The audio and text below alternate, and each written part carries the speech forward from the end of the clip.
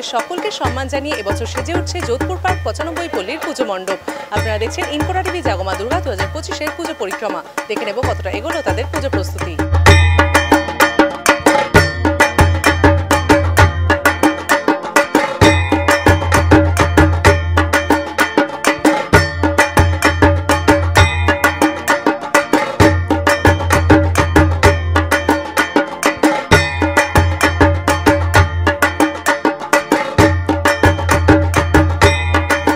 এবছরের ভাবনাটা হে বঙ্গভাণ্ডারে যে রত্নগুলো আছে সেই রত্নগুলো আমরা তুলে ধরার চেষ্টা করছি।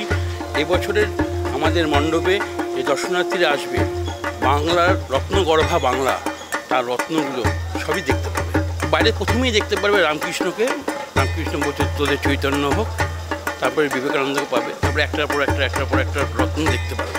প্রতিমাটা ওই অষ্টধাতুর সিন্ধুকের মধ্যে অষ্টধাতু থাকে, তারই অনুকরণ করা। আমরা আশা করছি আমাদের যা কাজ বা আমাদের যা শিল্পীর যে ভাবনা চিন্তা, যে কাজকর্ম দেখছি, আমরা যথেষ্ট আশাবাদী যে দর্শকরা এসে সুন্দর একটা পরিবেশ পাবে আমাদের পুজো মণ্ডপে।